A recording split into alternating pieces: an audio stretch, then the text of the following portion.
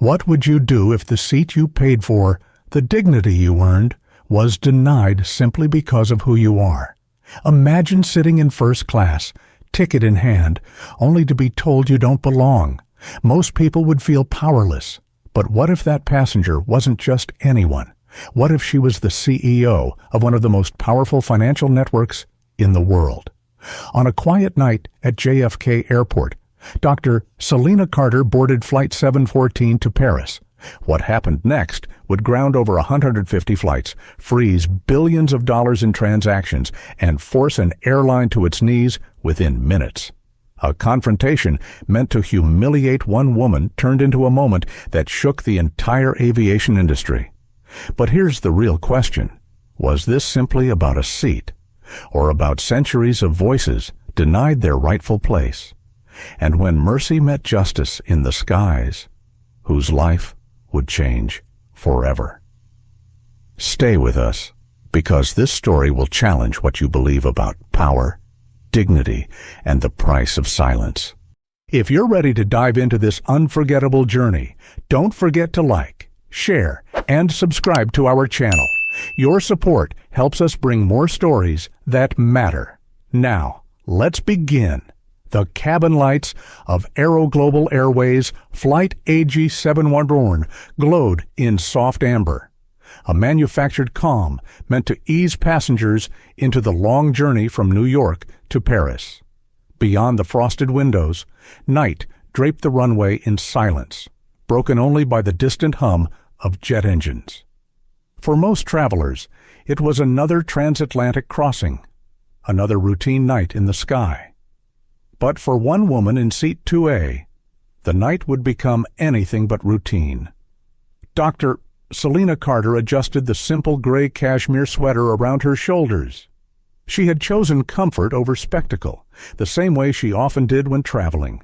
Her luggage was small, her flats practical, her hair pulled back in a neat bun. Nothing about her appearance suggested power, let alone the kind of power that could bring a global airline to its knees in a matter of minutes. To the casual eye, she looked like a weary academic returning from a conference, not the CEO of Carter Trust, the fintech company that processed a staggering share of the world's transactions. Carter Trust was the hidden infrastructure of global finance, the digital bloodstream through which trillions of dollars pulsed every day. And Selena Carter, a black woman from humble beginnings in Atlanta, was its architect and commander. She leaned back against the leather seat, closing her eyes briefly. The past week had been brutal negotiations in Zurich, a marathon of late nights and sharp minds clashing over details that could make or break industries. She had secured the deal, though, and her voice had been the calm in the storm, her reasoning the compass that cut through ego and posturing. She was exhausted, but there was comfort in exhaustion earned honestly. Yet, beneath her calm exterior, Selena felt the familiar tremor of vigilance. She had lived too long, worked too hard, and endured too many moments where her skin color or gender marked her as an outsider. For years, she had been underestimated, dismissed, scrutinized. She had learned patience as a survival tactic, but patience did not mean blindness. The first-class cabin began to fill, a mixture of bankers, diplomats, and leisure travelers. Across the aisle, a white businessman in an expensive suit barked into his phone, his voice pitched with the entitlement of someone used to being obeyed. Behind Selena, a young couple whispered excitedly about Paris. Flight attendants moved briskly down the aisle, checking overhead bins and offering perfunctory smiles. It was then that Selena first noticed her. Linda Rowe, the senior flight attendant, carried herself with a stiffness that felt less like professionalism and more like a wall. Her eyes scanned the passengers with a thinly veiled impatience, her mouth set in a line that rarely softened into warmth. When she paused at Selena's row, her glance lingered a moment too long, her gaze flicking from Selena's sweater to her seat assignment, as if something didn't add up. Selena felt the sting immediately. She had been here before. The double take, the silent calculation, the unspoken question. "Are you sure you belong here?" Linda moved on without a word, but the damage was done. Selena opened her eyes fully now, no longer able to relax. She pulled her passport from her bag and held it loosely in her hand, as if bracing herself for the inevitable. The minutes crawled. Passengers settled. Seatbelts clicked. The plane filled with the subdued murmur of anticipation. But when Linda returned, it was not with the ease of service, but with the rigid posture of confrontation. "Excuse me, ma'am," Linda said, her voice edged with formality. "May I see your boarding pass again?" Selena looked up calmly, her face unreadable. She handed over the pass, her fingers steady. Linda scanned it.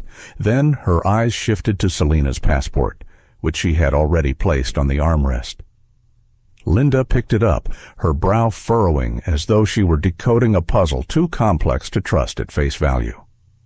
"This is a full-fare international first-class ticket," Linda said, her tone cool, calculated. "We have to be very careful about fraudulent activity. Do you have the credit card that was used to purchase this seat?" Selena inhaled slowly. The same script. Different stage. "The ticket was purchased through my company's corporate travel account," she replied, her voice even almost gentle. "I don't carry the purchasing card, but my passport matches the name on the ticket." "That is the required verification." Linda's lips tightened. "Without the purchasing card, I cannot confirm this seat as valid. Perhaps there's been a mistake. We may need to move you to economy until this is cleared." The words were delivered quietly, but the passengers nearby heard them. A hush fell around the cabin, curiosity sharpening into judgmental whispers. Selena sat straighter, her calm no longer passive, but purposeful. Inside, her heart thudded with the old, bitter rhythm of humiliation. She thought of her brother, years ago, when they had been turned away from a store in Atlanta for browsing too long. She thought of the countless boardrooms where she had been asked whose assistant she was, only to later sign the contracts those men begged for. She could feel the heat rising in her neck, the fire in her chest, but she knew better than to meet fire with fire. Her strength was ice. "My name is Dr. Selena Carter," she said, her tone measured but unyielding. "The ticket is valid." "The identity is valid. You may scan my passport and boarding pass again, but I will not move to economy." Linda blinked, startled by the quiet authority in Selena's voice. Still, she did not step aside. "Ma'am, please don't make this difficult. I am following protocol." Protocol. The word was a blade, cutting with the arrogance of power unchecked. Selena knew the truth. This was not protocol. This was prejudice draped in the flimsy fabric of authority. For a moment, Selena's thoughts spiraled inward. Should she endure the humiliation, take the economy seat, vanish into the background just to get home? Would it be worth the fight? The temptation of quiet surrender loomed large, whispering that she had nothing to prove.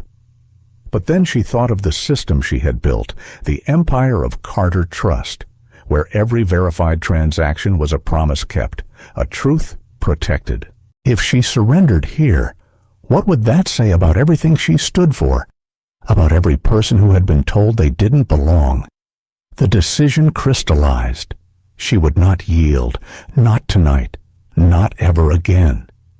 She met Linda's stare with eyes like steel. "You are mistaken," Selena said softly, her words carrying the force of thunder wrapped in velvet. "And you are about to understand just how mistaken." She reached for her phone. The storm was coming. The hum of the cabin deepened as the final boarding announcements echoed faintly from the jet bridge.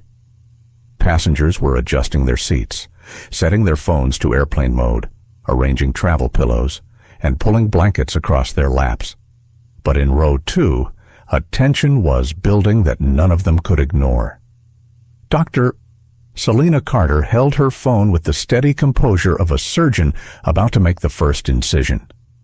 She scrolled through her contacts until she found the one name that mattered most at this moment, Marcus Vaughn.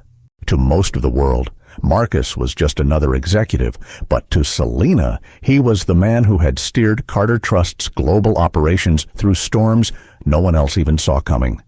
Calm, unflappable, precise. If Selena was the architect, Marcus was the engineer who made sure the empire never cracked. When he answered on the first ring, his voice was warm, but there was a question tucked beneath it. Selena, don't tell me the Zurich bankers tried to drag you back to the table.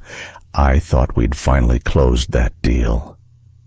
Her eyes moved slowly to Linda Rowe, who stood near the galley, arms folded, watching her as if she were a trespasser daring to sit on a throne.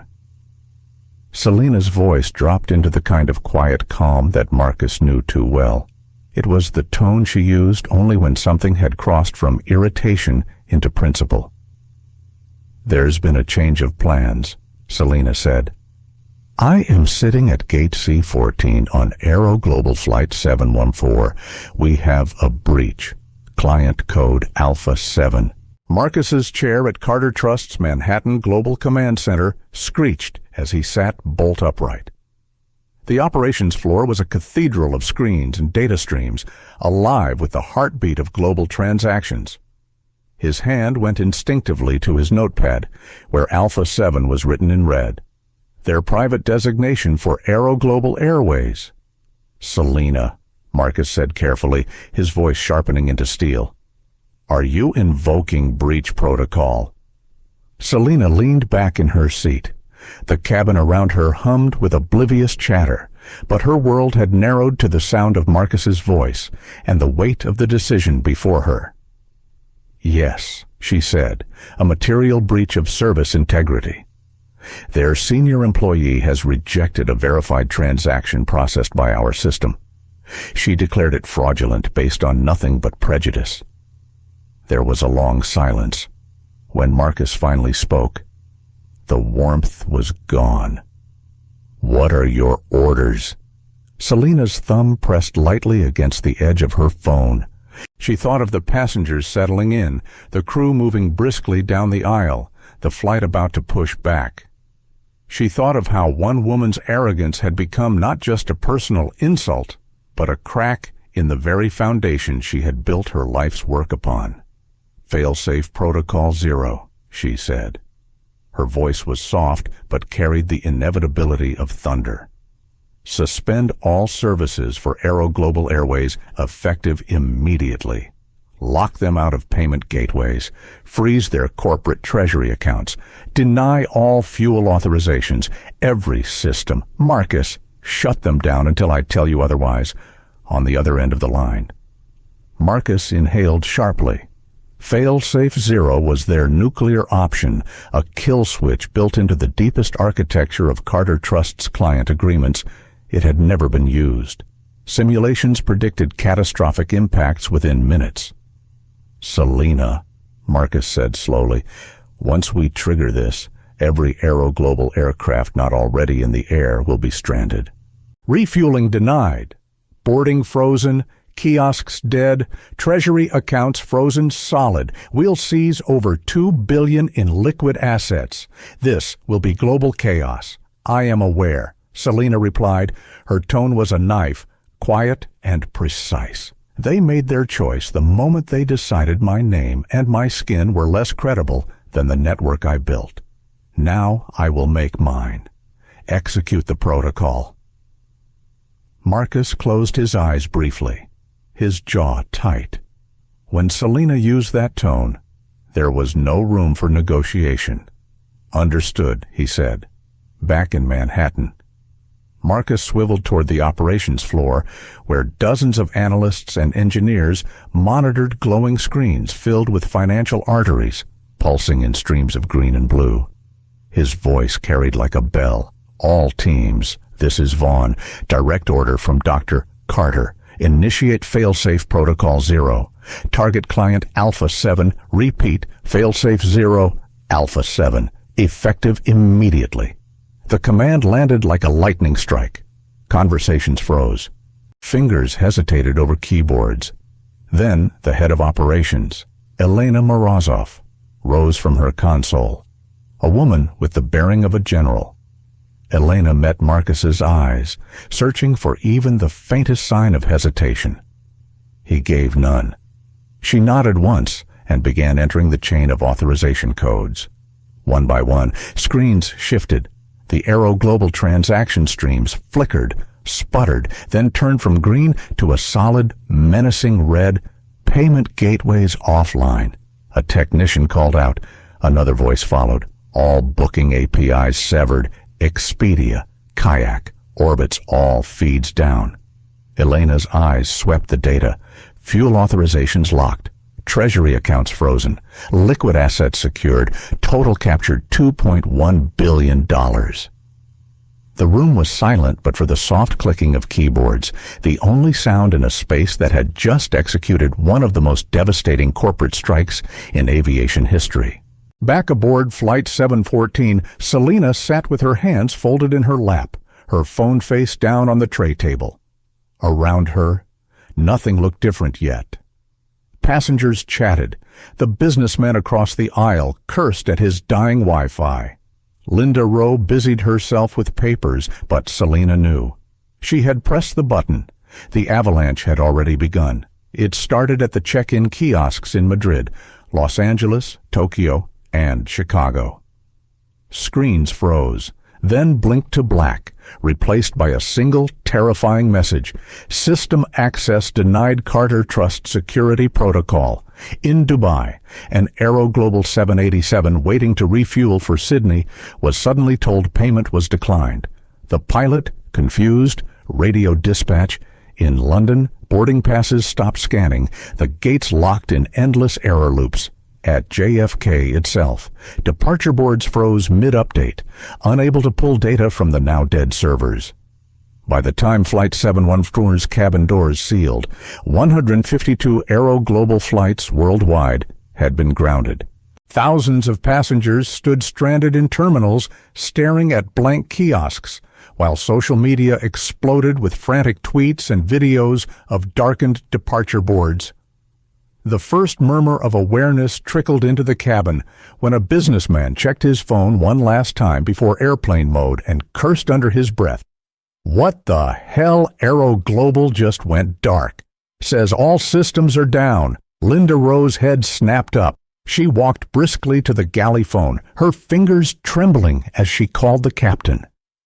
Selena didn't move. She sipped her water slowly, her face unreadable, though inside her chest was a storm of conflicted emotions. The cost of what she had done was immense. Entire families stranded, crews caught in chaos, a company's entire nervous system cut at the spine. And all of it because one gatekeeper decided to measure her worth by prejudice rather than principle. Her phone buzzed. Marcus again. She answered quietly. Selena, he said, his voice low. We have a problem. AeroGlobal's CEO is on the line. He's demanding to speak to you directly. Selena looked through the cabin window at the runway lights, distant stars scattered across a velvet sky. She felt the weight pressing on her chest, heavier than any boardroom negotiation, heavier than any hostile takeover. Patch him through, she whispered. Within seconds, the voice of Thomas Grayson, CEO of AeroGlobal Airways, crackled into her ear. Panic and fury dripped from every word. Dr. Carter, what have you done? Our systems are crippled. My people are telling me this came from Carter Trust. You can't just shut us down. Selena's tone was ice. This is not a hack. Mr. Grayson, this is a contractual failsafe triggered by a material breach of service integrity committed by your employee at JFK. She refused to honor a valid transaction processed by our system. She declared it fraudulent based on prejudice. In doing so, She undermined the security and credibility of a platform that supports trillions of dollars in global commerce. The consequences are yours to bear. Grayson sputtered. For God's sake, this is over a gate agent. You've grounded my airline because of one employee. Not one employee, Selena replied. A system that empowered her. A culture that armed her arrogance. This is not about a misunderstanding. It is about liability, and it is about truth. Every minute your systems remain offline will cost you millions. Perhaps now you'll understand the cost of casual prejudice. Before Grayson could respond, she ended the call. She let the silence settle, the weight of her own words pressing back against her ribs. Justice had been delivered, swift and merciless. But in the quiet recesses of her mind, a whisper of doubt stirred. Had she crossed a line? Was the punishment too vast, the collateral damage too great? The flight attendants rushed up and down the aisles, whispering urgently among themselves. The captain's voice came over the PA, tense but calm, announcing a delay while technical issues were resolved. Passengers grumbled, checked their phones, speculated wildly, but Selena Carter sat motionless, staring straight ahead. The storm she had unleashed was only beginning. The cabin of Flight 714 had settled into a restless quiet. The captain's voice had already come over the intercom once, citing operational delays. Passengers scrolled through their phones, their screens glowing with snippets of chaos spreading across airports worldwide. Videos of frozen kiosks, angry crowds, and stalled boarding lines were already circulating online. What had begun as a private humiliation was now unraveling into a global spectacle. Selena Carter sat still in seat 2A, her body a portrait of composure even as the storm gathered around her. She knew what the others didn't. This was only the beginning. Every grounded plane, every angry tweet, every dollar bleeding from AeroGlobal's accounts was a consequence of the choice made by one flight attendant who thought her authority gave her the right to question another human being's worth. Linda Rowe paced near the galley, her movements tight, clipped. She was rattled, though she tried to mask it with professionalism.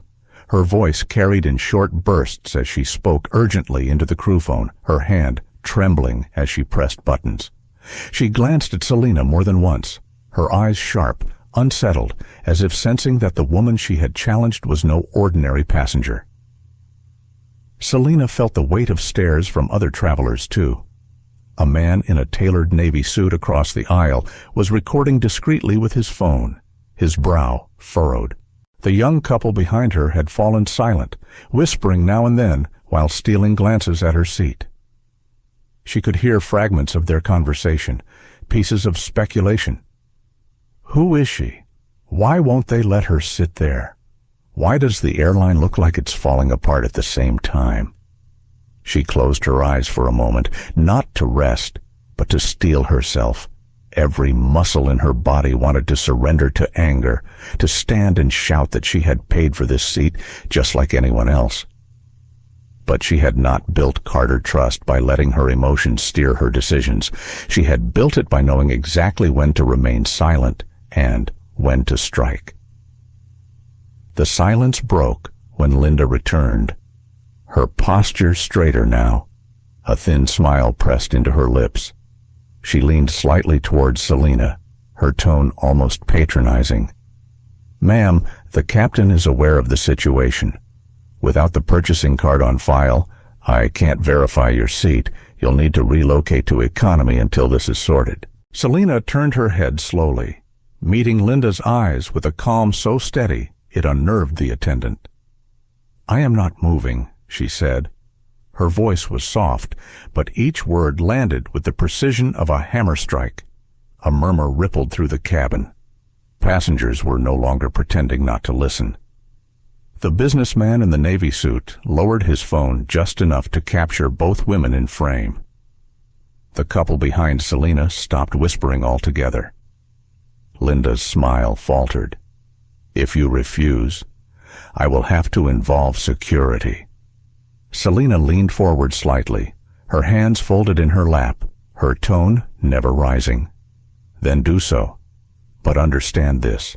You are not just challenging me. You are challenging the very system that verifies every payment your airline depends on. You are standing in judgment of a truth you do not even understand. And you are doing it because of me, not because of protocol." For a moment, Linda's face went pale. Her training had not prepared her for this kind of resistance, not wrapped in quiet confidence, instead of shouting. She opened her mouth, then closed it again, retreating toward the galley without another word. Selena exhaled slowly, her thoughts tightening like a coil. She could feel the familiar war inside her, the tug-of-war between patience and fury. Was she being reckless? Was she letting one woman's arrogance become the spark for chaos on a scale she could no longer control? The answer was buried in memories she couldn't shake. Her father turned away from a bank teller's counter. Her mother humiliated in a store. Herself asked one too many times if she was in the right place. Those wounds didn't fade with success. They deepened, waiting for moments like this to bleed fresh. Her phone buzzed again. Marcus Vaughn's voice filled her ear, low and urgent. "Selena, AeroGlobal's leadership is scrambling. Grayson is demanding a direct audience. They're calling government contacts, trying to frame this as an act of corporate terrorism. But the contract is airtight. You hold all the leverage." She closed her eyes, gripping the armrest. For years, she had dreamed of changing systems, not just moments. She had sat through diversity panels and symbolic gestures, all the while knowing that change never came from apologies.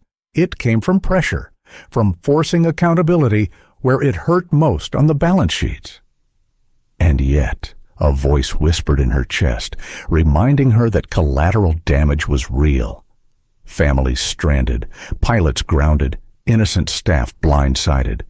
"Tell Grayson," she said finally, "that if he wants to speak with me, he can walk onto this plane himself." Marcus hesitated, then gave a quiet laugh of disbelief. "You want the CEO of AeroGlobal to meet you in person?" "On board, yes," Selena replied. "If he wants his airline back, he'll have to look me in the eye." When she hung up, she noticed more passengers staring openly. The businessman across the aisle leaned closer, his curiosity no longer hidden. "Ma'am," he whispered, "who are you?" Selena's gaze did not shift. She didn't answer. Silence, she knew, was sometimes the most powerful statement of all. Minutes later, the cabin stirred with movement. The captain emerged briefly from the cockpit, whispering urgently to Linda and another attendant. His expression was grim. The murmurs among passengers grew louder, snippets of speculation turning into audible concern. Then, in a moment that felt cinematic, the cabin door reopened. A small entourage stepped aboard 2 airline security officers, a harried assistant, and at the center, Thomas Grayson himself. Tall, silver-haired, dressed in a suit that strained against the haste with which he had been summoned. The CEO of AeroGlobal Airways walked down the aisle of his own aircraft, with eyes scanning the cabin like a battlefield. All eyes followed him as he approached seat 2A. Selena did not rise. She stayed seated, her posture dignified, her gaze unwavering. When Grayson stopped in front of her, the silence was electric. "Dr. Carter," he said, his voice carrying both irritation and disbelief. "I'm told you've taken extraordinary measures against my airline. Do you understand what you've done?" Selena looked up at him, her voice calm. "I understand perfectly. What I've done is hold you accountable. What you don't seem to understand is what your employee has done. She rejected a verified transaction, dismissed my identity, and attempted to remove me from a seat I lawfully purchased. That is not protocol. That is prejudice. And in my world, prejudice is liability. Grayson's face tightened. He glanced at Linda, who stood nearby, pale and trembling. Then he turned back to Selena. Surely this can be resolved without bringing an entire airline to its knees. What do you want? The question hung in the air, a challenge and a plea all at once. Passengers leaned forward in their seats, their phones angled discreetly, capturing every word. Selena took her time, letting the silence stretch. When she finally spoke, her words were measured, deliberate. I want acknowledgement, I want accountability, and I want reform. Until then, Mr. Grayson, your airline is grounded. The murmur of voices swelled. Somewhere behind her, a passenger whispered, "She's not bluffing." For the first time since boarding, Selena allowed herself a small, controlled smile. The confrontation had deepened, and the battle lines were clear. But the war for dignity had only just begun. The cabin was a theater now, every passenger an audience member caught between curiosity and disbelief. Whispers moved like wind through the rows, soft enough to avoid open confrontation, but loud enough for Dr. Selena Carter to hear the edges of their doubt. Some thought she was entitled, others thought she was dangerous, but no one could deny that something extraordinary was unfolding right before their eyes. Selena remained composed in seat 2A, her hands resting lightly on her lap, her posture upright, her eyes fixed on Thomas Grayson, the airline's CEO standing before her. The presence of a corporate titan in the cramped aisle of his own aircraft should have been surreal, but here it felt inevitable. She had called the system to account, and now the system had arrived in the flesh. Grayson's tone sharpened as he tried to regain control. Dr. Carter, these passengers did not buy tickets to become pawns in your demonstration. They have places to be, families waiting, lives that are being disrupted. Surely you can appreciate that this is not the place to make a point. Selena's lips curved in the faintest suggestion of a smile. Her voice, however, carried no amusement. You are right, Mr. Grayson. This is not the place to make a point. It is the place where your company made a choice to empower arrogance over dignity, prejudice over protocol. This cabin is the perfect stage because it shows your passengers the truth of how you operate. The businessman across the aisle lowered his phone slightly, but kept recording. The young couple behind her leaned forward, eyes wide, their earlier excitement about Paris replaced by the shock of witnessing history. Every breath in the cabin seemed to hang on what would come next. Grayson's gaze flicked toward Linda Rowe, who hovered in the galley with her arms crossed, her face pale. His voice cut like a whip. Is this true? Did you deny her seat? Linda's chin lifted stubbornly. I followed procedure. She could not present the purchasing card. We are trained to treat that as a red flag for fraud. Selena's voice slipped in like water over stone. Procedure was an excuse. If procedure mattered, you would have applied it to every passenger here. Did you ask the man across the aisle for his purchasing card? Did you ask the couple behind me? Or was it only me who warranted suspicion? A ripple of discomfort passed through the cabin. The businessman glanced down, shame flashing across his face, as if he too realized the double standard had been visible to everyone. The couple exchanged looks that were part guilt, part dawning awareness. Grayson's face darkened. Ms. Rowe, return to the galley, he ordered.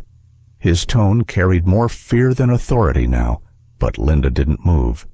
She stared directly at Selena, her eyes flashing with something close to defiance.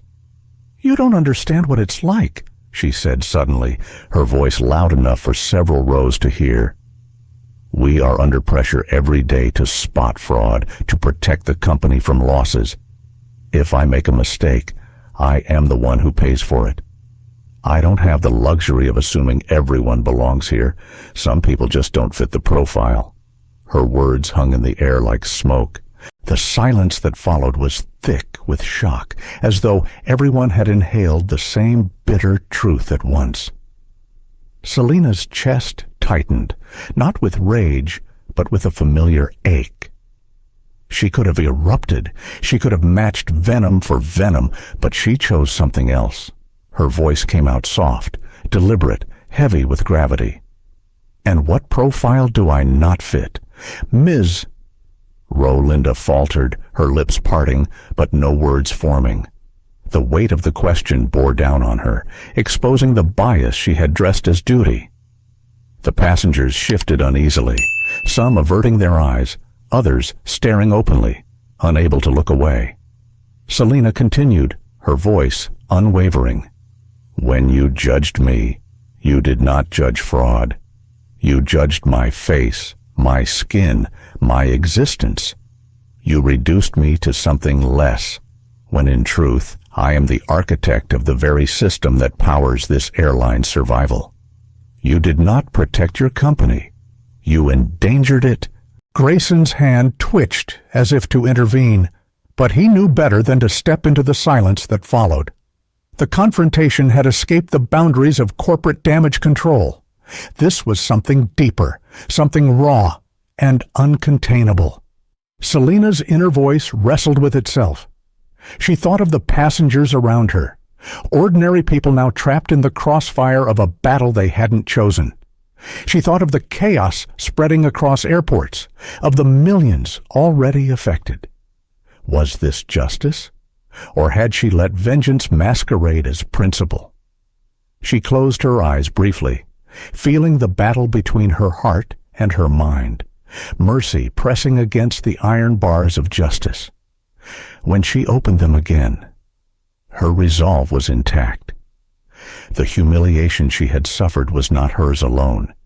It echoed every story, every wound carried by those denied dignity in silence. If she relented now, the message would vanish into the void of forgetfulness. She had no choice but to let the fire burn, even if the heat scorched everyone nearby. Grayson spoke again, his voice tight. "Dr. Carter, what exactly are your terms? What must we do to end this spectacle?" Selena tilted her head, considering him. The cabin was silent, but for the steady thrum of the aircraft's ventilation, the weight of her words to come pressing down like gravity. "You will acknowledge publicly that this was discrimination, not misunderstanding. You will terminate Ms. Rowe's employment effective immediately.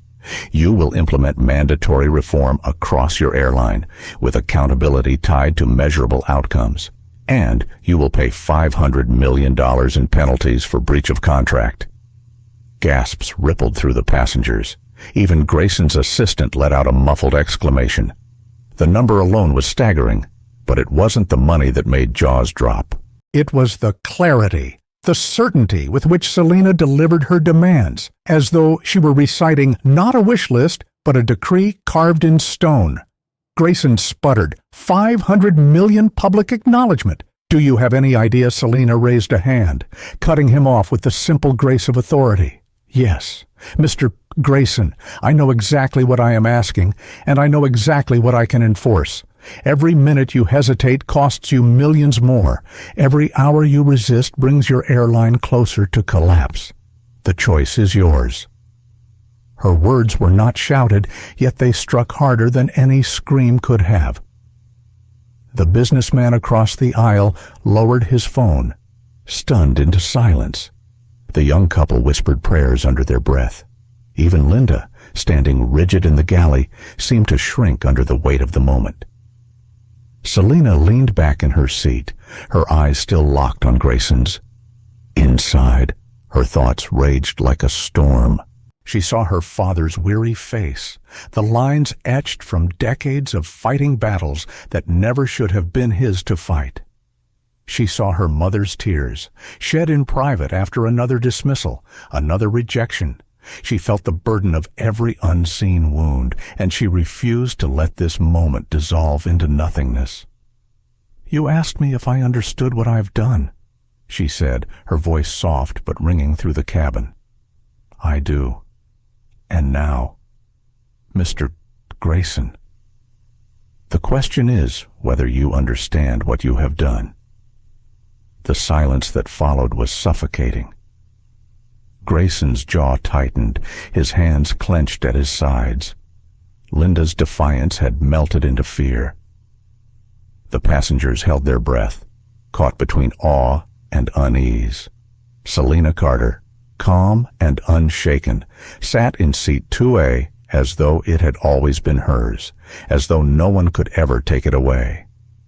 And in that moment, it was clear to everyone in the cabin that the fight was no longer about a seat. It was about dignity itself.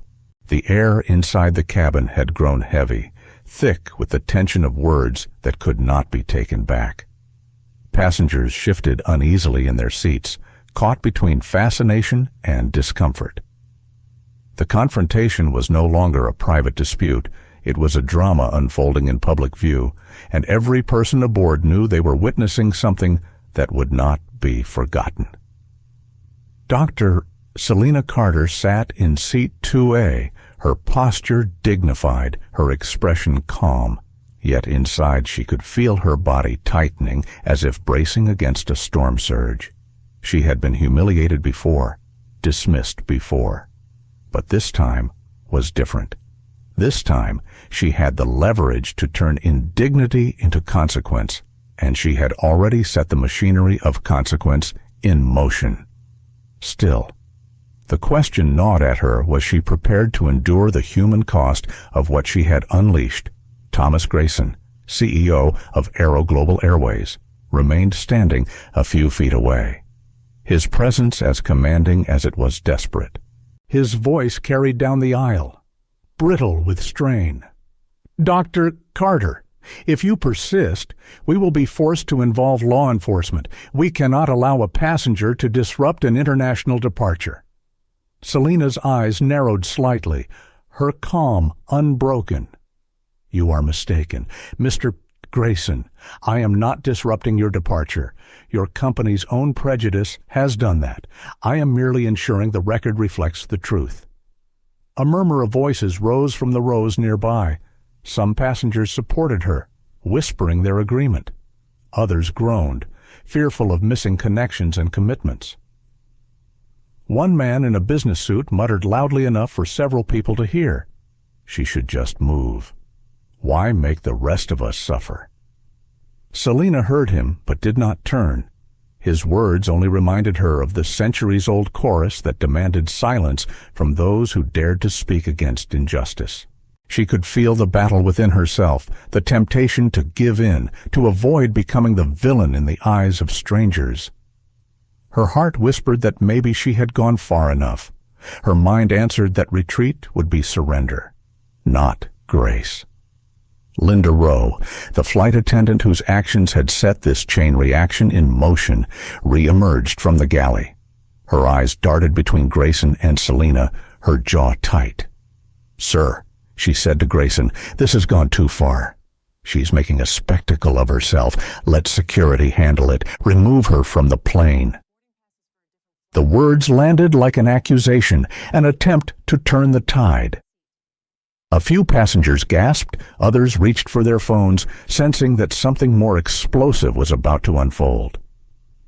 Selena's body went still, her hands tightening on the armrests. Her pulse thudded in her ears, but her face remained a mask of serenity. She had lived through moments where authority tried to silence her, erase her, push her aside, but never before had she been told to her face, in front of so many witnesses, that her very presence was a spectacle. Grayson's face hardened. "Dr. Carter, I'm giving you one last chance. If you refuse to comply, we will call security to escort you off this aircraft." The cabin fell into silence so complete that even the hum of the ventilation seemed to fade. Dozens of eyes fixed on Selena, waiting to see whether she would bend, or stand firm. Inside, her mind raced. She thought of her father again, the man who had taught her that dignity was not negotiable. She thought of her mother, who had once told her that silence can sometimes be the loudest scream. And she thought of the empire she had built, the millions who trusted her company to protect their rights and their money without bias. If she gave in now, what message would that send? Her chest rose as she drew a steady breath. "You may call whomever you wish," she said, her voice low, steady, deliberate. "But understand this: the moment you touch me, the moment you try to remove me, the last thread of your airline's credibility will snap. Your shareholders will know. Your passengers will know. The world will know. And you will never recover." The silence that followed was more powerful than any shout could have been. Grayson's jaw clenched, his knuckles whitening at his sides. Linda shifted uneasily, her bravado faltering in the face of Selena's unyielding calm. Then came the knock at the cabin door. Two uniformed airport security officers stepped aboard, their presence heavy with the authority of the state. The passengers stirred nervously, some whispering prayers, others readying their phones to record. The officers approached slowly, their eyes scanning the scene before them.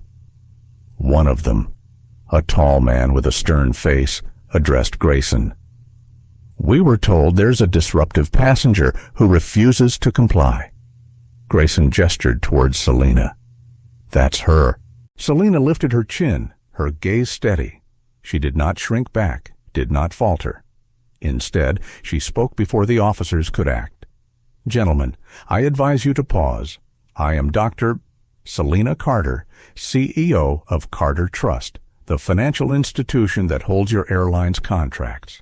At this very moment, AeroGlobal's accounts are frozen, their flights are grounded, and their operations paralyzed.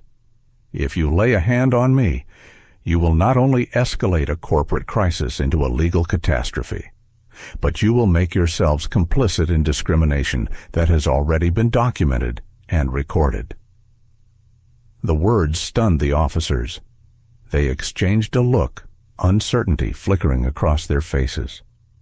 They had walked aboard expecting a disruptive traveler. Instead, they were faced with a woman whose presence radiated authority and whose words carried consequences they could not ignore. The passengers erupted in murmurs again, the businessman across the aisle muttering, "My God," under his breath, while others clutched their phones tighter, realizing this confrontation was spiraling into something historic. Grayson's assistant leaned in, whispering urgently into his ear. He stiffened, his face flushing with realization. He had hoped to contain this, to minimize it, but the reality was slipping from his grasp. Selena had drawn a line in the sand, and the entire world was watching. Selena closed her eyes for a brief moment, letting the noise of the cabin fade into the background. Her thoughts pressed against her like waves, heavy and relentless. Was she doing the right thing? Was this the stand her parents would have wanted her to take? Or was she letting her anger guide her too far? Images of her mother's tears and her father's weary sighs played in her mind, mixed with the faces of children whose lives her foundation had saved. She wondered if they would see her as a hero or as someone who let vengeance obscure mercy. When she opened her eyes again, she had her answer. This was not vengeance. This was accountability. And accountability often looked like fire to those who had never felt its heat. She leaned forward slightly, her voice quiet but commanding. "The choice is yours. Mr. Grayson, do you protect prejudice, or do you protect your airline?"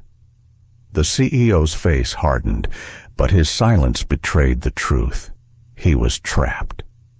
Every second of hesitation bled millions from his company's veins. The passengers could feel it too, the shift in power that had turned one woman into the immovable center of gravity in the cabin. Selena's hands unclenched slowly from the armrests. The breaking point had arrived, but it was not hers. It was his. The air in the cabin felt electrified. The two security officers stood frozen in the aisle, their hesitation speaking louder than any words could. Passengers leaned into the tension, their phones angled discreetly or openly now, capturing every second. The confrontation had stretched beyond an argument about a seat. It had become a battle of principle that threatened to redefine the airline itself. Dr. Selena Carter sat in seat 2A, her expression unreadable, her thoughts a storm. Inside, she could feel the weight of every choice pressing against her chest. She had set events into motion that could not be undone. AeroGlobal Airways was teetering on the edge of collapse, its lifeline already severed by the stroke of her command. Yet she knew the true reckoning had not yet come. Her phone buzzed. Marcus Vaughn's name appeared on the screen. She answered quietly, shielding the phone against her ear as the cabin continued to buzz with murmurs. "Selena," Marcus said, his voice steady but urgent. "It's happening. Treasury assets locked, global gateways frozen, 2 billion secured, 152 flights are already grounded. Governments are calling, regulators are demanding answers, and Grayson is in full panic." "What's your next move?" Selena closed her eyes briefly, her hand tightening around the phone. The hum of the aircraft seemed to fade as her thoughts turned inward. She remembered her father's voice telling her that power is not proven in acquisition, but in restraint. She remembered her mother's reminder that mercy was not weakness, but wisdom. The conflict within her pulsed like a second heartbeat. "Marcus," she said finally, her tone even. "Fail-safe 0 holds. Maintain the freeze.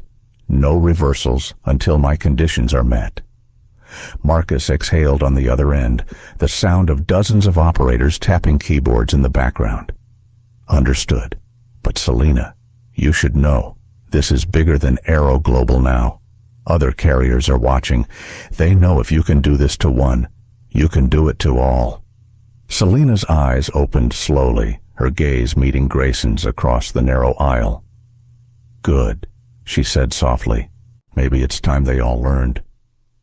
She ended the call and placed the phone face down on her tray. The cabin was alive with tension. Grayson's face had drained of color, his assistant clutching a tablet filled with urgent notifications. Linda Rowe lingered in the galley, her bravado now shriveled into silence. The security officers stood awkwardly, realizing they had stepped into something that far surpassed their authority. The first wave of consequences struck minutes later. A businessman in row 5 received a frantic message on his phone before switching it to airplane mode. His voice carried as he blurted, "My flight to Singapore just got canceled. All AeroGlobal systems are down worldwide." Passengers stirred, alarmed, voices rising as confusion spread like wildfire. Selena sat in silence, watching the ripple of realization move through the cabin. She could feel their eyes on her, some filled with awe, others with blame. The young couple behind her whispered, "She did this. Somehow, she did this." Grayson bent toward her, his voice low but sharp. "Do you have any idea what chaos you've caused? Families stranded, children crying in airports, crews stuck halfway across the world. You've turned an airline into a hostage situation." Selena's gaze was calm, unflinching. "What you call chaos, I call consequence. Every system has a cost when it ignores dignity. You ignored mine. Now your airline is paying the price." Grayson's assistant interrupted, thrusting the tablet toward him. "Sir, the media's already reporting mass outages. Hashtags are trending. Grounded global. Fail-safe 0. Videos of dark departure boards are everywhere. They know Carter Trust is behind it." Gasps from nearby passengers confirmed they had overheard. Several raised their phones higher, whispering Selena's name to one another. The recognition was spreading, her identity no longer hidden behind the simplicity of a gray sweater. She was becoming a symbol in real time. Selena's heart thudded against her ribs. She hadn't wanted this kind of spotlight. Not here, not now. But she knew the moment had chosen her, and turning away was no longer possible. Her voice was quiet when she spoke. Then, let the world watch. Linda stepped forward suddenly, her face taut with fear. "This isn't fair," she said, her voice cracking. "You don't understand. If I lose this job, my son loses his treatment. He's sick. He needs the insurance. Without me here, he doesn't survive." The words cut through the cabin like a blade. Passengers murmured, startled by the rawness of the admission. Even Selena felt the sting, her chest tightening. She turned her gaze toward Linda, who stood trembling in the aisle, her mask of authority shattered, replaced by desperation. For a moment, Selena's own resolve wavered. She thought of the Carter Institute for Pediatric Innovation, of the children whose lives had been saved through her foundation's work. She thought of their mothers, their fathers, their whispered prayers in hospital corridors. The echo of Linda's plea reached into that part of her that had always believed power must bend toward compassion. But compassion did not erase accountability. Selena's mind wrestled with the balance, her inner voice split between mercy and justice. Could she show grace without undermining the lesson? Could she allow empathy without allowing injustice to stand? Her reply came slowly. Each word weighed against the turmoil inside her. "Your son's illness is not his fault, nor is it mine. But your actions tonight were yours alone. Do not hide behind his pain to excuse your prejudice." Linda's face crumpled, tears forming in her eyes. She turned away quickly, vanishing into the galley, her sobs faint but audible. The passengers sat stunned, their sympathies torn between the woman in authority undone and the woman in seat 2A who refused to bend. Grayson rubbed his temples, his voice ragged. "Dr. Carter, this is unsustainable. We cannot withstand another hour of this. Tell me what you need, name your conditions, so I can end this." Selena inhaled deeply, her thoughts colliding like storm waves. She knew her demands already, had spoken them before, but the gravity of the moment pressed them deeper into stone.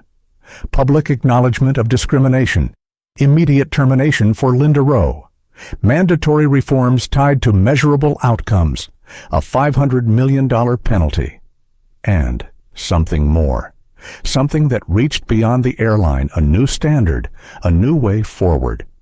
Her voice was steady when she answered, "You will not just repair the damage, you will transform. Publicly, irrevocably, permanently.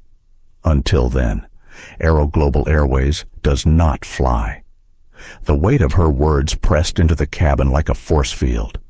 The passengers looked on, sensing the scale of what was unfolding, realizing that the delay of their flight was the smallest part of this story.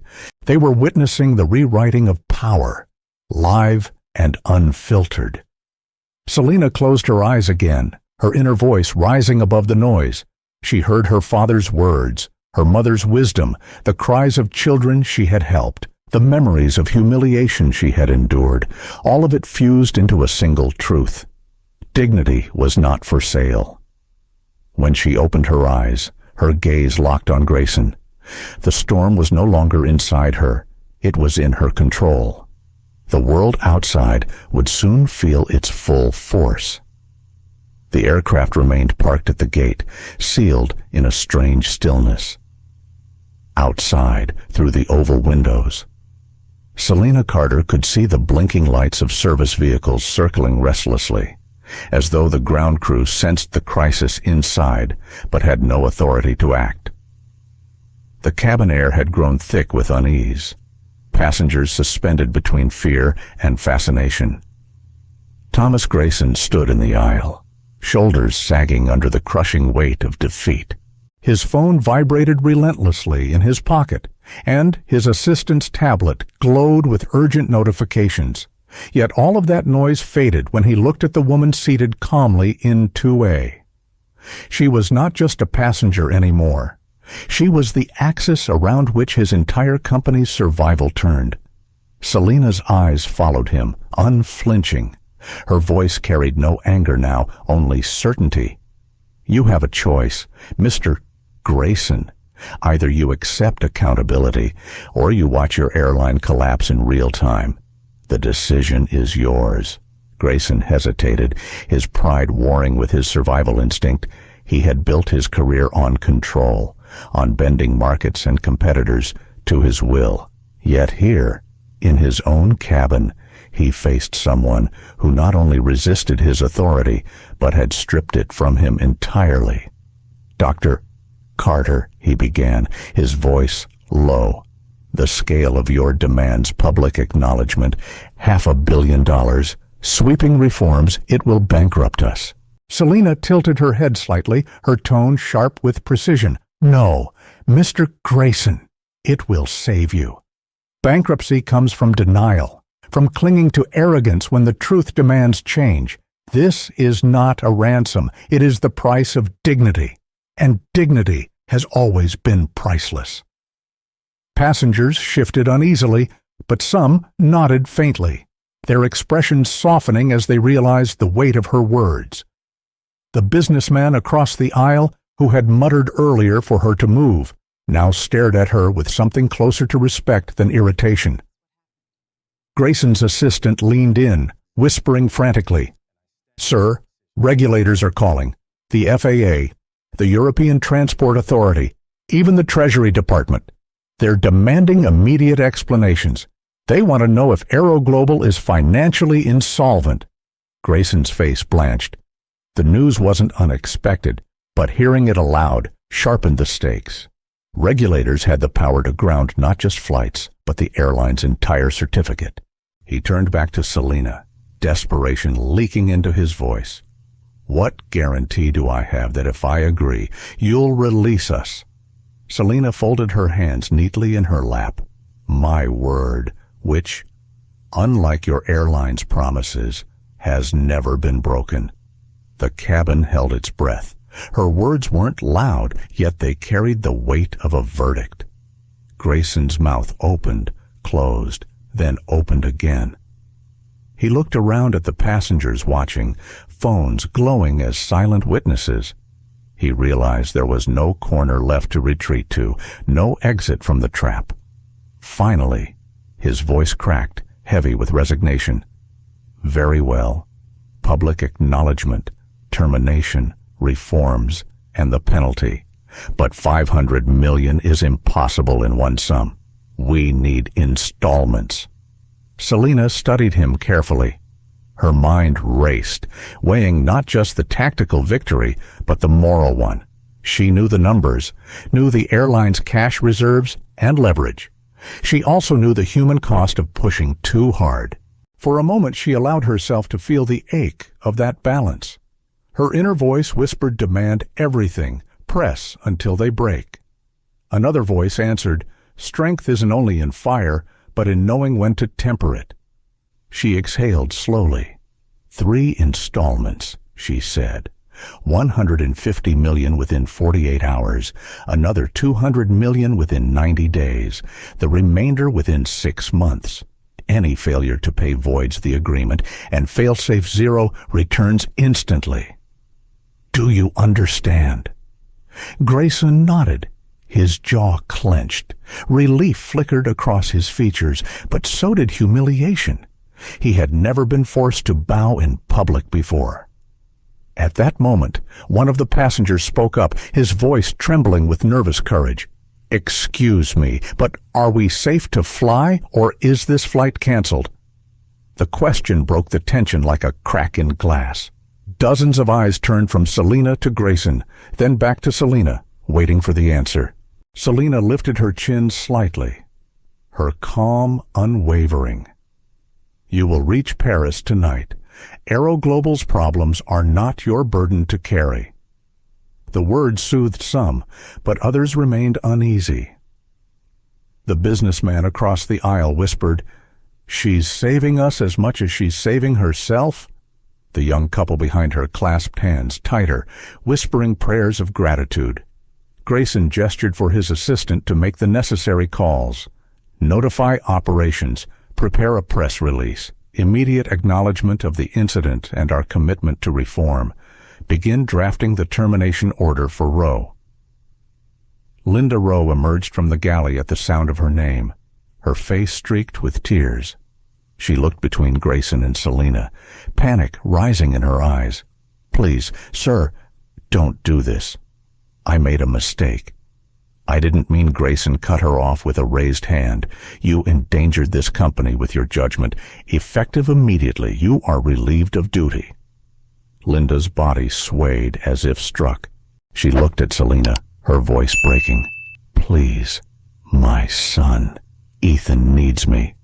Without this job, his treatments." Selena's chest tightened again, the battle inside her reigniting.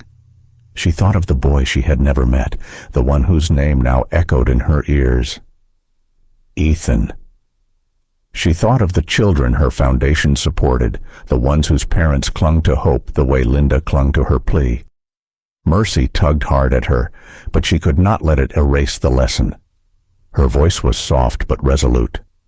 "Your son will not suffer for your actions. He will remain in treatment. But your position here is finished. You must learn what accountability feels like." Linda covered her face with trembling hands, her sobs muffled but unmistakable. The passengers shifted again, some pitying her, others recognizing that justice demanded consequence. Selena turned her gaze back to Grayson. "Issue the statement. Begin the reforms. Until then, the freeze remains." Grayson swallowed hard, then nodded to his assistant.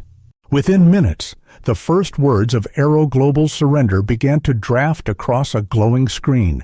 The airline was admitting, publicly and irreversibly, that it had failed its passengers, that it had failed her. Selena leaned back in her seat, her body finally loosening as if the weight of the night had settled into a balance. She closed her eyes briefly, letting the hum of the cabin wash over her. She had fought, she had resisted, and now she had won not just for herself, but for every silent voice carried within her. Yet even as calm seeped into her bones, a shadow of doubt lingered. Had she demanded enough, had she demanded too much, time alone would answer. But for now, the path was set. She opened her eyes, staring out the window at the dark New York night. The runway lights blinked steadily, patient and unwavering, waiting for a decision that was now sealed. Inside her chest, the storm had not vanished, but for the first time in hours, she allowed herself to breathe. The glow from Thomas Grayson's assistant's tablet lit the narrow aisle like a flickering lantern. Fingers moved quickly across the glass, drafting words that would soon leave the cabin and ripple into headlines across the globe. Passengers leaned in their seats, hushed but restless, aware that they were witnesses to a moment far bigger than a delayed flight. Dr. Selena Carter remained composed in 2A, her posture straight, her expression unreadable. Inside, however, she could feel the churn of her thoughts like the engines beneath the wings. She had forced the airline to its knees, but the true battle was not just against a corporation, it was against the world's habit of forgetting, of moving on, of filing away injustice as if it had never happened. Tonight, that cycle would be broken. Grayson hovered over his assistant's shoulder, sweat glistening at his temples despite the cool cabin air. His voice was tight. "Read it back." The assistant cleared her throat softly, her voice trembling as she read, "Effective immediately." AeroGlobal Airways acknowledges a serious incident of discrimination aboard Flight 714 departing JFK. A passenger, Dr. Selena Carter, was denied the dignity and service afforded to her by right. We take full responsibility. The employee involved has been terminated, and sweeping reforms will begin across all levels of our airline. We will allocate resources to training, monitoring, and accountability measures to ensure dignity is never denied again. We apologize to Dr. Carter and to every passenger who has been harmed by such failures. The cabin was silent when she finished. Only the quiet hum of the aircraft remained, and the muted thud of hearts beating faster at the gravity of the words. Selena spoke, her tone calm but cutting. Add the financial penalty. Make it clear that consequences are not just symbolic. State that AeroGlobal has committed $500 million toward reform and restitution.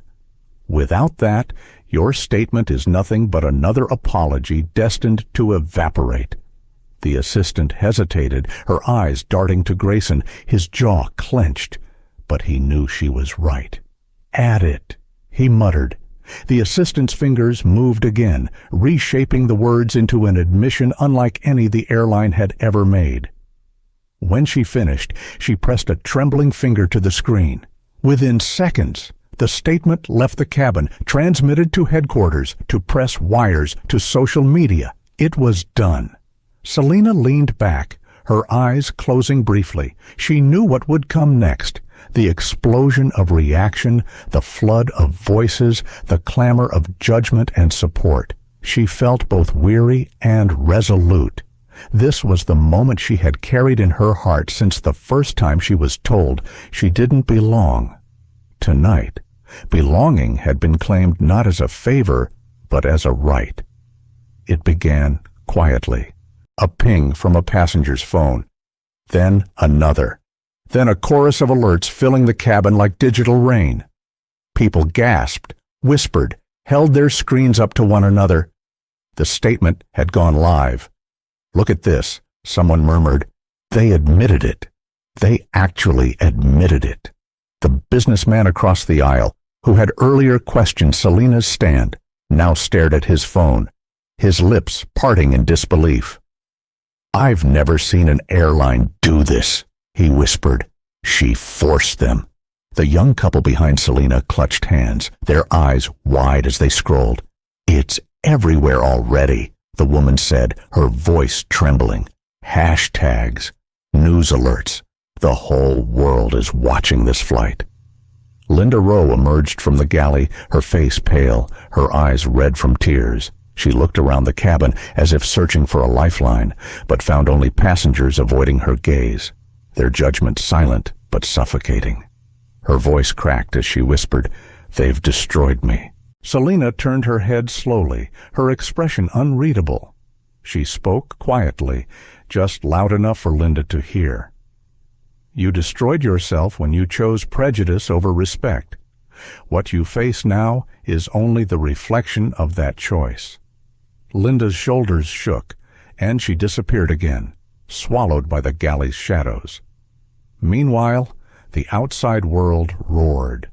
In airports from New York to Tokyo, departure boards glowed with cancellations, each one tied to the name AeroGlobal.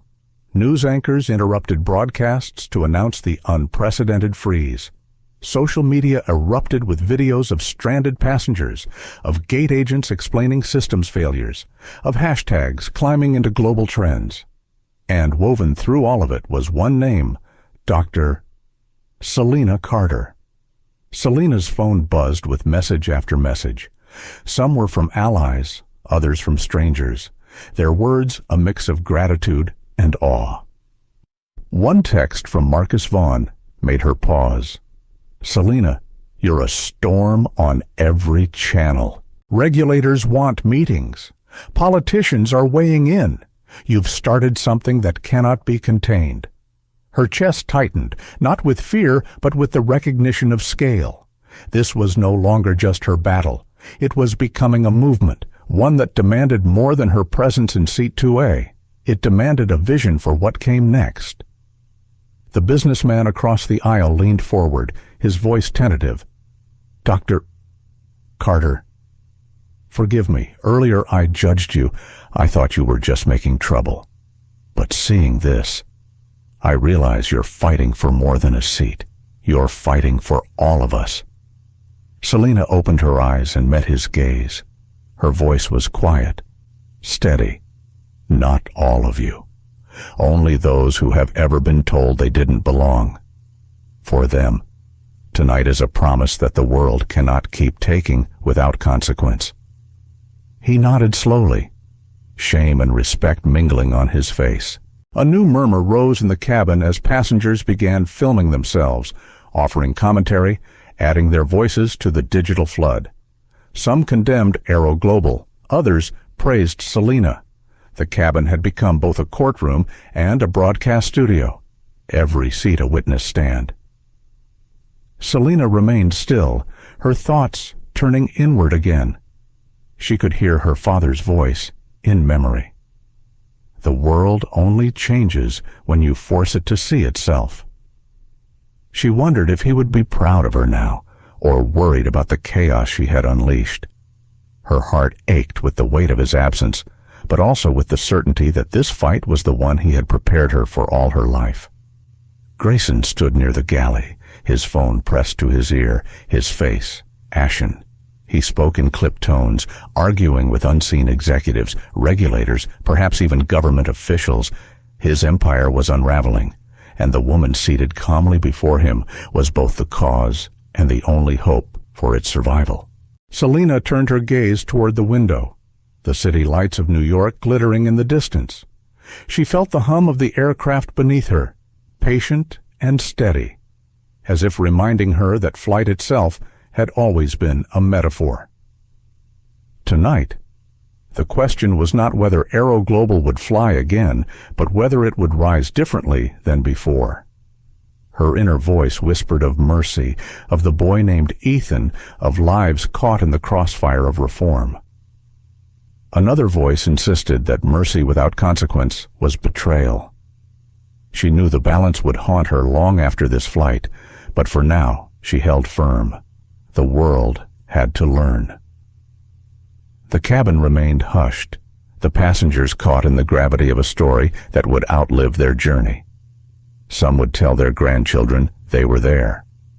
On Flight 714, the night an airline surrendered to dignity, Selena Carter, calm and resolute, sat in seat 2A, no longer just a passenger. She was the fulcrum of change, the statement heard around the world. The cabin lights dimmed as the crew attempted to resume a sense of normalcy, but there was nothing ordinary about the atmosphere inside Flight 714. Every passenger now carried the glow of their phone screen like a lantern, eyes flicking between headlines and live streams, whispers threading the silence. Outside the oval windows, JFK's tarmac glistened under floodlights, yet inside it felt as though the world itself had shifted. Selena Carter sat composed in seat 2A, her body perfectly still, her thoughts alive with turbulence. She had expected fallout, but not like this. Not so immediate, not so absolute.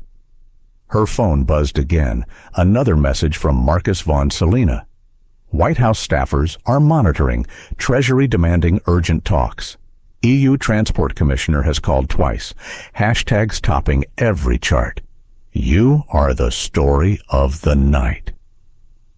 She let the phone rest face down on the tray. Power had never been a performance for her, but tonight it had become theater on a global stage. The question pressing in on her now was not whether she had won, but how to direct a victory of this magnitude without losing herself. Passengers were murmuring more openly now. The young couple behind her scrolled through live feeds, their voices trembling with awe. They're showing videos of airports everywhere. Paris, Tokyo, São Paulo, departure boards completely dark. It's like the whole system just froze. The businessman across the aisle shook his head, his earlier arrogance stripped away. It's not just flights. Look, stock markets in Asia are already reacting. AeroGlobal shares plummeting. Other airlines sliding too. She's hit the industry, not just one company. Selena heard their words, but kept her gaze fixed on the window, the blinking lights beyond. Her father's voice echoed in memory, stern and weary. When you challenge a system, you don't just bruise it.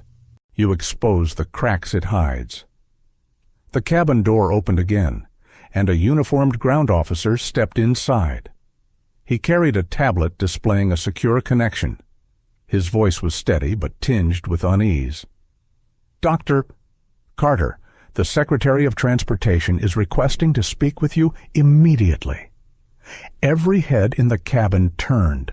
Passengers gasped. Phones lifted higher. Even Thomas Grayson stiffened at the mention, his power eclipsed now by the presence of government itself. Selena accepted the tablet, holding it with quiet authority. A face appeared on the screen, framed by the seal of the Department of Transportation. The secretary's voice was firm, professional. "Dr. Carter, the situation you have created has escalated to national concern. You have paralyzed a critical infrastructure.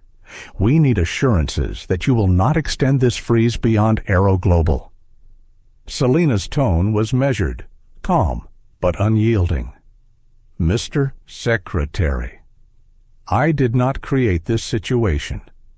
I responded to it. Discrimination is not a minor inconvenience. It is a systemic failure, one that your regulations have too often ignored.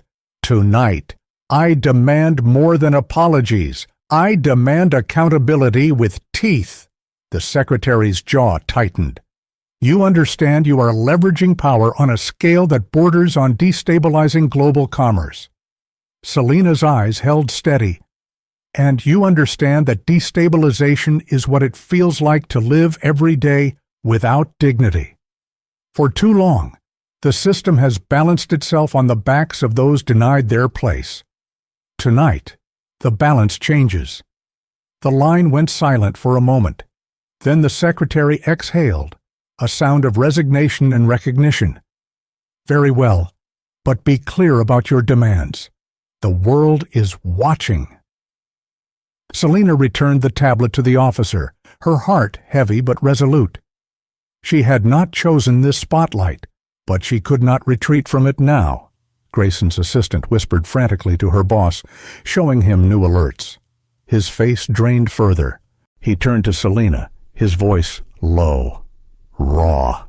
"It's gone global. Competitors are panicking. Regulators are circling like vultures. They want me out. Selena, they'll demand my resignation before morning." Selena regarded him for a long moment. "Perhaps that is the cost of your complacency. Perhaps leadership belongs to those willing to protect dignity before profit." Linda Rowe reappeared in the galley doorway, her face drawn and pale, her eyes hollow. She looked as if she had aged years in a single night. Her voice was hoarse. "You've ruined me, but I can't hate you. Not after what you said about Ethan. If you meant it, if you really will protect his treatment, then maybe this isn't the end for him, even if it is for me." Her words cracked through the cabin like a confession. Some passengers turned toward Selena with new eyes, seeing not just the enforcer of justice, but the bearer of mercy. Selena felt the conflict within her swell again, the twin currents of justice and compassion pulling at her soul. She closed her eyes briefly, whispering inwardly to her father and mother, asking silently whether she had struck the right balance. Her inner voice answered with clarity, "Justice without mercy is hollow, but mercy without accountability is betrayal." She opened her eyes, her resolve renewed. A passenger a few rows back stood up, his phone raised high. "The world deserves to hear her demands clearly," he said, his voice carrying through the cabin. "Say them again, for the record." Dozens of eyes turned to Selena. The glow of cameras lit the aisle like stars. She rose slowly from her seat, her movements calm, deliberate. Standing in the narrow space, she looked down the rows of faces, each one holding expectation, doubt, fear, and hope. Her voice filled the cabin, low but resonant. The world must know this is not about one seat, one flight, or one woman. This is about the dignity of every passenger, every worker, every human being who has been told they do not belong. My demands are simple public acknowledgement of discrimination, immediate termination of those who abuse their power, mandatory reform across all levels of the airline, tied to measurable outcomes, and a financial penalty, $500 million, to ensure that dignity is not treated as a cost-free mistake.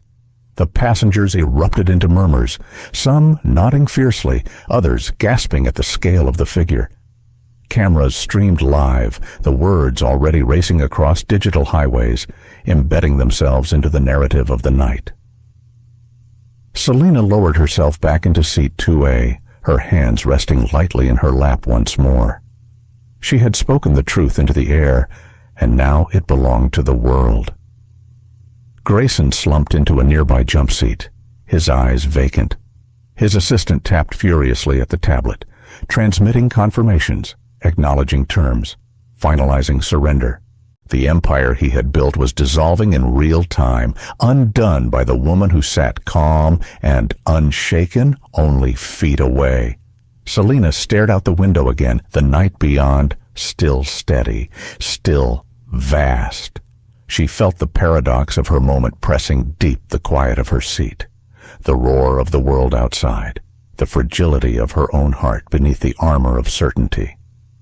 She wondered if tomorrow she would feel pride or exhaustion, triumph or regret. But tonight, she knew only this: the world had heard her. And once the world hears, it cannot unhear. The cabin had become a suspended world, a capsule of tension and revelation sealed inside the stillness of the night. Outside, JFK's runways glowed like veins of light across the dark earth. But the real illumination pulsed from the passengers' phones. Every few seconds, a new headline flashed across their screens. Every few seconds, the story grew larger than the metal shell containing it. Dr. Selena Carter sat in 2A, the calm center of a storm she had conjured. She did not speak, but her silence carried weight, forcing those around her to confront truths long ignored. She could feel the magnitude of her influence pressing against her chest like a second gravity. Power had always been part of her life, but never had it felt so absolute or so dangerous. Thomas Grayson hunched in a jump seat across the aisle, his face pale, his eyes glassy with disbelief. He had thought himself untouchable, a master of balance sheets and boardrooms. Now, within the span of a single evening, he had been stripped bare, not by markets or competitors, but by the resolve of one passenger who refused to move. His assistant leaned in, voice low but urgent. "Sir, the board is meeting already. They are drafting your resignation. Media outlets are reporting that AeroGlobal is preparing to remove you within hours. You need to respond." Grayson shook his head slowly, his lips trembling. "Respond with what everything I built is gone. Every word I could say is already too late." His gaze flicked toward Selena, resentment mingling with despair. "She has dismantled me." Selena felt his eyes, but she did not return the stare. Instead, she looked down at her hands, folded neatly in her lap, and allowed herself a moment of reflection. Was this dismantling of a man or the dismantling of a system? Could the two even be separated? Her phone buzzed again. A message from Marcus Vaughn filled the screen. "Selena, regulators are demanding reforms across the entire sector. Competitors are asking for meetings. The president may call within the hour. You are not just holding AeroGlobal accountable, you are shaping the next decade of aviation." She read the words twice, the weight of them sinking into her bones, shaping the next decade of aviation. She had begun with a fight for her seat. Now she was being thrust into a position that carried the burden of millions. Her inner voice whispered a warning: power changes those who hold it, even when they hold it for the right reasons. A voice from row 6 broke her thoughts. Dr. Carter, a woman said, her tone respectful but steady. What happens now? We have seen an airline confess, a CEO unravel, a flight attendant dismissed. But what happens when this flight finally leaves? Do we return to the world as it was, or do we walk into something new? The cabin hushed again, passengers turning their eyes toward Selena. Even the security officers, standing awkwardly near the galley, shifted their attention to her. Selena looked down the aisle, meeting the woman's gaze. "That depends on all of us," she said softly. "A statement is only words unless we hold it accountable. Tonight will not matter if tomorrow we allow the world to forget. True change is not in the apology, but in the practice that follows it." A murmur of assent rippled through the cabin. Some passengers nodded, others whispered to one another, their faces alive with the recognition that they were part of something larger than themselves. Grayson's assistant returned with fresh news. Her voice shook as she spoke. "Sir, the board has issued a directive. They request your resignation effective immediately. They will appoint an interim CEO within 24 hours. Media will release the statement in minutes." Grayson slumped further, his face collapsing under the weight of inevitability. "I'm finished," he whispered. Selena studied him, her thoughts conflicted. She had wanted accountability, but seeing a man broken in real time pressed against her humanity. Was this justice or spectacle? Did dignity demand not only punishment, but also the preservation of humanity in those who failed? Her inner voice wrestled with itself again. One side whispered that this was the cost of arrogance. The other reminded her that systems fail not only through malice, but also through weakness. And weakness, too, was human. She spoke at last, her tone calm but laced with conviction. "Mr. Grayson, resignation does not erase your failure, but it can be the first act of responsibility. Step aside with honesty.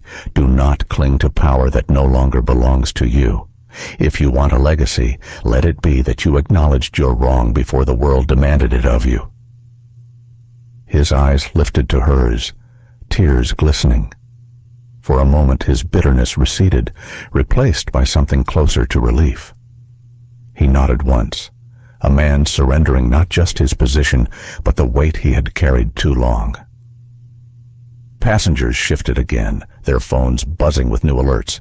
Headlines flashed AeroGlobal CEO to resign amid discrimination scandal. The words were out, irreversible, racing across continents even before Grayson could absorb them fully. Linda Rowe emerged once more, drawn by the murmurs. Her face was gaunt, her eyes red. She looked at Grayson, then at Selena, her voice broken. "It's all falling apart, everything, and my son, my Ethan. He has no idea his life has been tied to my mistakes." Selena's chest tightened, the conflict flaring anew. She thought of Ethan, a boy she had never met but whose name now carried the weight of mercy in her heart. She thought of her own childhood, of the moments when her parents' struggles had nearly cost her everything. She looked at Linda and spoke with measured compassion. "Ethan is not responsible for your actions. His care will continue. I will see to it personally, but you must understand that mercy for him does not erase accountability for you." Tears streamed down Linda's cheeks as she whispered, "Then maybe there's hope for him, even if there's none for me." Selena did not answer. She knew the balance she had struck was fragile and perhaps unsatisfying to all sides, but it was the balance she could live with. Her phone buzzed again, this time with a direct call from Marcus. She answered, her voice steady. "Selena," he said, his tone clipped but energized. "The media is framing this as the Carter Protocol. Analysts are calling it a turning point for civil rights in transportation. Regulators are already drafting proposals to require bias reporting systems across all airlines. You've started a wave, and it won't stop with AeroGlobal. Selena closed her eyes briefly, her body sinking into the seat. The Carter Protocol, a phrase that sounded both empowering and terrifying.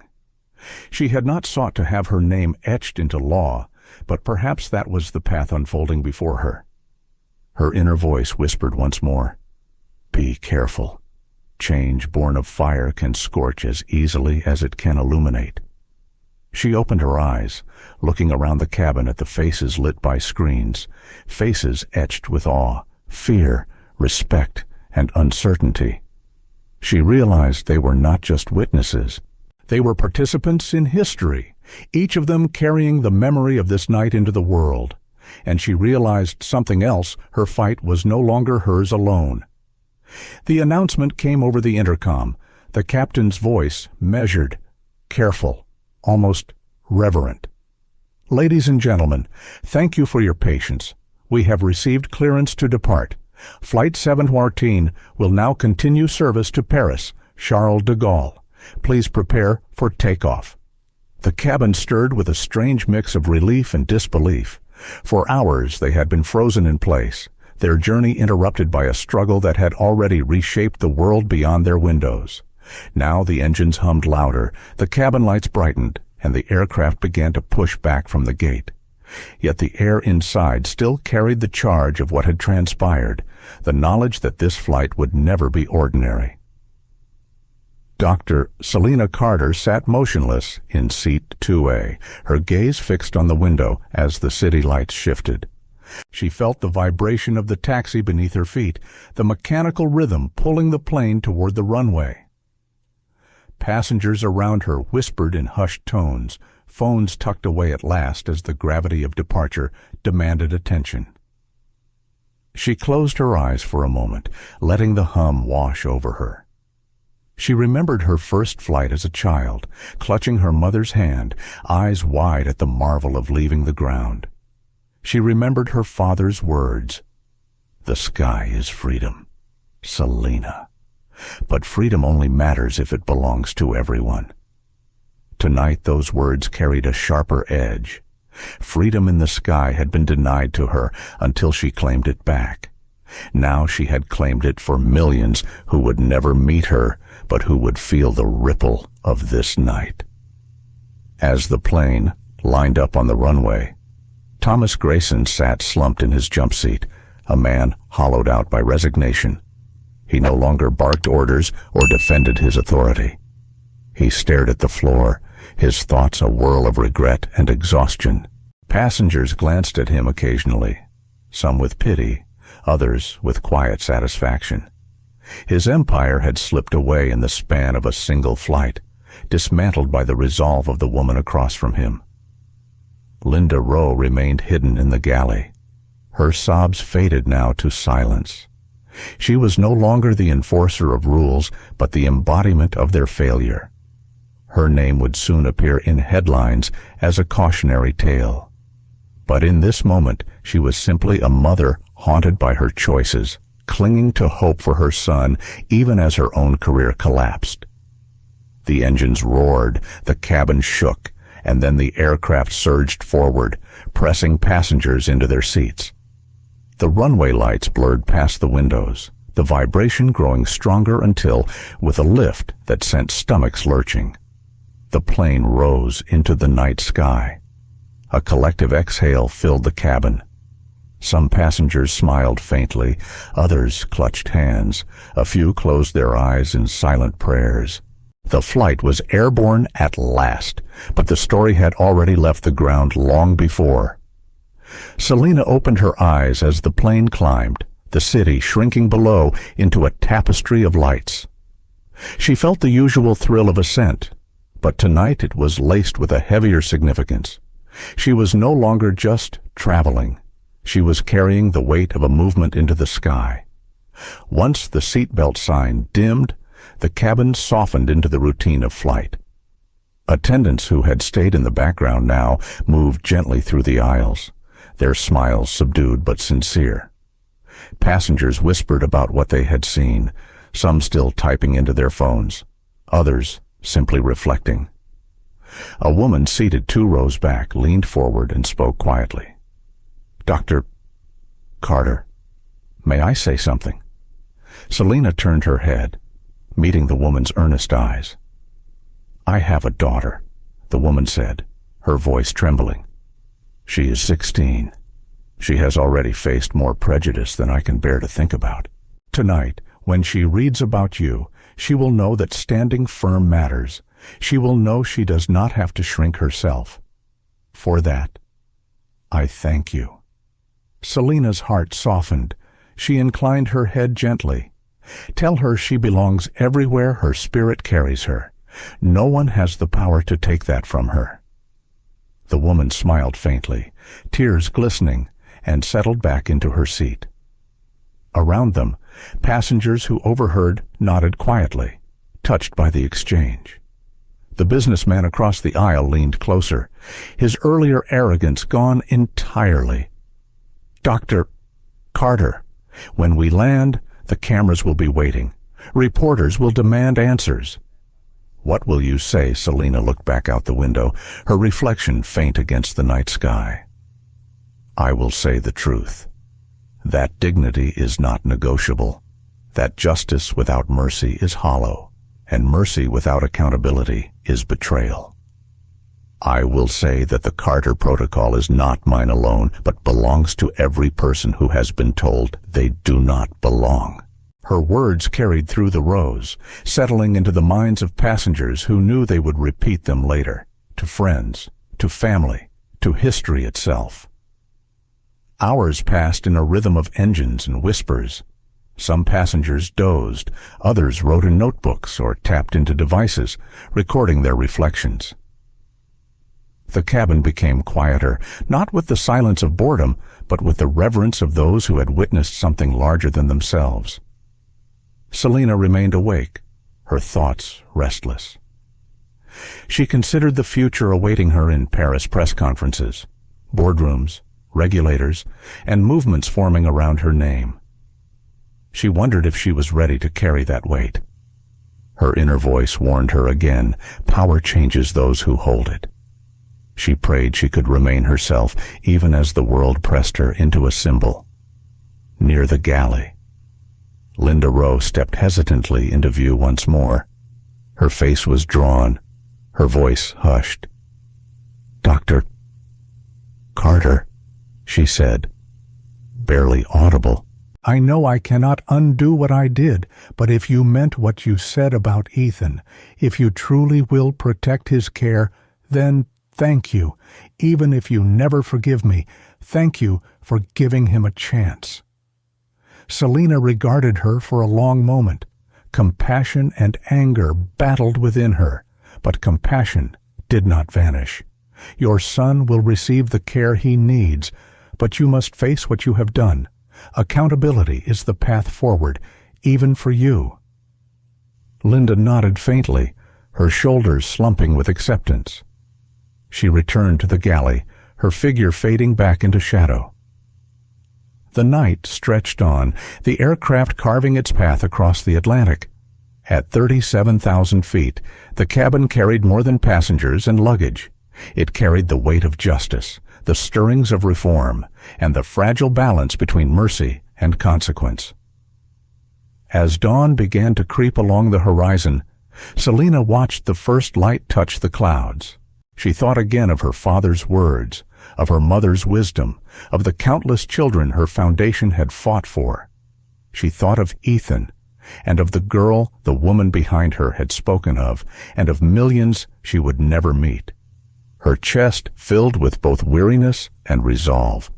The fight was far from over. Tonight had been the spark. Tomorrow would be the fire. She whispered to herself, almost inaudible, "The sky is freedom, but freedom only matters if it belongs to everyone." The plane soared eastward, carrying her and the Carter Protocol into a future that could not be turned back. The descent into Paris began with a soft chime, and the captain's voice, carrying through the cabin. Ladies and gentlemen, we are beginning our final approach to Charles de Gaulle. Please return to your seats and fasten your belts. The words felt heavier than they should have. For most flights, landing meant the conclusion of a journey. For Flight 714, landing meant stepping into history. Passengers adjusted their belts, folded their trays, and exchanged nervous glances. Phones buzzed again, not with idle notifications, but with headlines that confirmed the world was still locked on them. Dr. Selena Carter sat upright in seat 2A, her eyes steady on the window as the morning light broke across the horizon. The first rays of sun kissed the clouds, painting them in streaks of gold and rose. She let the view fill her chest, reminding her of the wonder she had always felt in the sky. Yet beneath that wonder churned a quiet storm of responsibility. The Carter Protocol had already left the aircraft and entered the bloodstream of the world. Soon she would face questions, cameras, and demands she had not asked for but could not deny. Thomas Grayson remained in his jump seat, silent, gaunt, and diminished. Overnight he had been reduced from CEO to a man waiting to be escorted off his own aircraft in shame.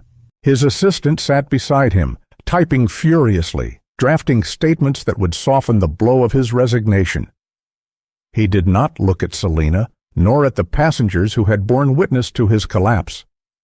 His gaze stayed fixed on the floor, as if the ground beneath the aircraft could swallow him whole. Linda Rowe stood near the galley, her uniform rumpled, her eyes hollow. She had wept until no tears remained, and now she carried only a fragile calm. She watched Selena with something close to reverence, not because she had been forgiven, but because she had been spared a cruelty that might have destroyed her son.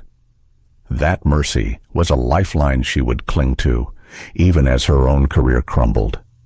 The wheels touched the runway with a jolt, the cabin filling with the roar of deceleration. Passengers braced themselves, then exhaled as the engines eased. A smattering of applause broke out, hesitant at first, then stronger, as though the act of landing itself symbolized survival. But this applause carried more than relief at arrival. It carried gratitude, solidarity, and recognition of what had unfolded in the skies. As the plane taxied toward the gate, phones reconnected to the ground, screens lit up with new headlines. Carter Protocol reverberates across industries. Global leaders praise stand against discrimination. AeroGlobal CEO resigns mid-flight. Passengers gasped, murmured, and shared their screens with one another. Some began recording themselves, framing their faces with the cabin behind them, declaring, "I was on that flight. I saw it happen." Selena remained still, her face serene, her heart heavy with the weight of what awaited her beyond the cabin doors. She closed her eyes briefly, whispering inwardly for strength. She thought of her father's words again, of freedom and dignity, and of the millions who would now measure her actions against their own hopes.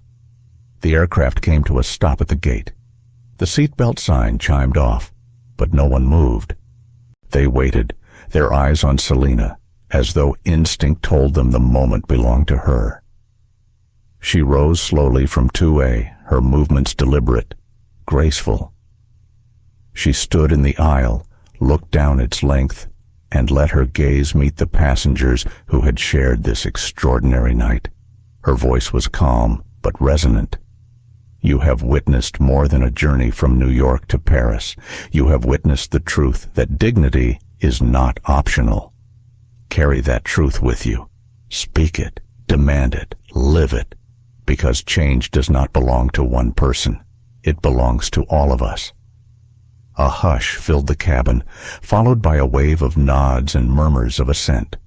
Some passengers wiped tears, others placed hands over their hearts. The businessman across the aisle bowed his head slightly in respect. The young couple behind her clutched each other, their eyes shining with awe. The door opened. A flood of light poured into the cabin, followed by the unmistakable sound of cameras clicking, reporters shouting, flashes bursting like fireworks. The jet bridge had become a stage, lined with journalists and officials, their faces hungry for the woman at the center of the story. Selena stepped forward, calm as ever. She walked past Grayson, who shrank deeper into his seat, and past Linda, who whispered a quiet, broken thank you. She offered neither man nor woman judgment in that moment, only silence. As she reached the doorway, microphones thrust forward, questions hurled like arrows. Dr. Carter, do you believe the Carter Protocol will become law? Do you feel you overstepped your authority? What message do you have for victims of discrimination worldwide? She paused, the morning light casting her silhouette against the flashing bulbs. Her voice rose above the clamor, steady and unshaken. I did not ask for this fight, but when dignity was denied, I refused to surrender. The Carter Protocol is not about me. It is about every passenger, every worker, every human being who has been told they do not belong. Tonight, the world has learned that dignity is not for sale. And tomorrow, together, we will prove it again. The crowd erupted, some cheering, others clamoring with more questions. Officials leaned forward, regulators taking notes, activists lifting signs that had already appeared in Paris. Dignity takes flight. Carter Protocol now. Selena walked steadily through the gauntlet, her heart pounding but her face serene. Inside, she felt the old battle between pride and humility, power and restraint.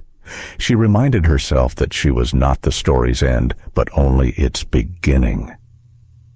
As she stepped into the terminal, cameras flashing all around her, she thought of Ethan Rowe, a boy who would never know how close his fate had been to her decision. She thought of the 16-year-old girl whose mother had spoken on the plane, a girl who would now read her story and believe she belonged. She thought of her own younger self, clutching her mother's hand, staring wide-eyed at the sky. Her lips curved into the faintest of smiles. The sky was freedom. And tonight, freedom belonged to everyone. Sometimes the most powerful revolutions don't begin in boardrooms or courtrooms. Sometimes they begin in a single seat, on a single flight, with one person refusing to surrender their dignity. Dr. Selena Carter's stand was not just about herself, it was about every passenger who has ever been told they don't belong. This story reminds us that justice without mercy is hollow, but mercy without accountability is betrayal. It challenges us to reflect on how we treat one another, not only at 30,000 feet, but in every corner of our lives. The Carter Protocol may have been born in the sky, but its message belongs to us all. Dignity is not for sale. As you carry this story with you, let it stir both compassion and resolve. Let it remind you that silence in the face of injustice is complicity, and that every one of us holds the power to speak, to act, and to change the world, even in the smallest of moments. If this story moved you, please like, share, and subscribe to our channel. Together, we can keep these conversations alive. Honor the courage of those who stand firm, and prepare for the stories still waiting to be told.